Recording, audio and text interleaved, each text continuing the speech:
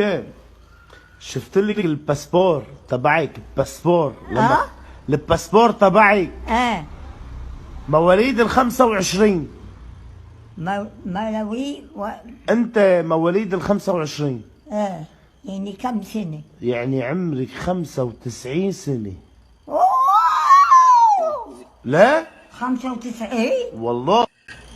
السلام عليكم ورحمة الله وبركاته. كم جرتن لقي فتوت هردوتو كبجمو نجيني كوبكم جرتين سناركم سنين جتة فيديو أما دوبارتين تنهاسو يتيرتي كتفاصيل ويكنو بربادا فيديو كنا رتي مال جتي سيتن مجاتو قافتي بازبورا كان كيو كاني برد لوتا كان كيتي رتي وقادي دمي بردي دمي شنجر برد لوتا كان كيتي بردي دمي شنجر جنان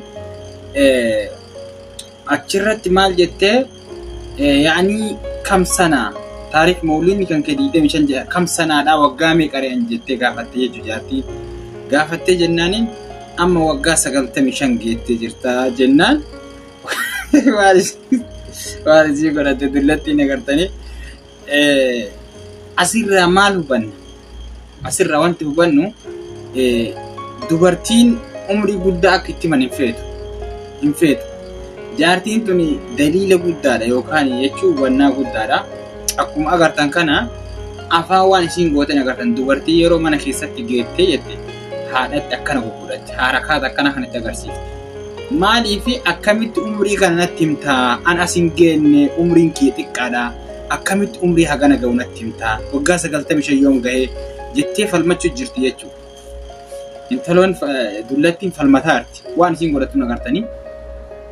Kanaafiyyuu dubartii umrii isii guddiftanii itti himina yeroo hunda mana keessatti illee maqaa adda addaa maqaa babbareedaa akka baby my best babe akkana kana jaalatti dubartii maqaa akkana kanaan yaama mana keessanitti illee maqaa akkana babbareedaa kanaan waama. Maaliif hin guddattu waan ta'eef umrii isii 18-25 waan hin tarreef kanaaf maqaa baby kan argatte jarri duraanuu.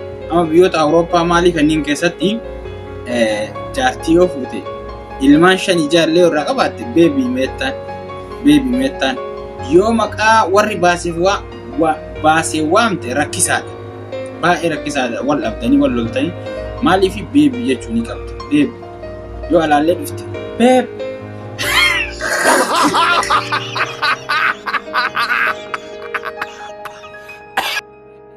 jettee akkasitti waamte jechuudha. Maqaa warri baasee fi waamtuun maqaa kanaan waamte. Waan hin guddanneef yeroo hunda waan xiqqoo taateef beebi. Ijoollee immoo maal akka jedhanii anaayyuu gaafidha. Kun ijoollee maal akka jedhanii anaayyuu gaafidha. Maaliif isin yeroo maal waan hin guddanneef beebi jettaan. Kanuma dubartii umrii gurguddaan akka hin yaamne waggaa xixiqqaatti amma tana yoo waggaa 40-50 ammati jetteen mabsuuta. Akka isiin haati jaartii ta'e. Asirraa kan hubanna aga viidiyoo biraatiin walitti deebinutti nagaya.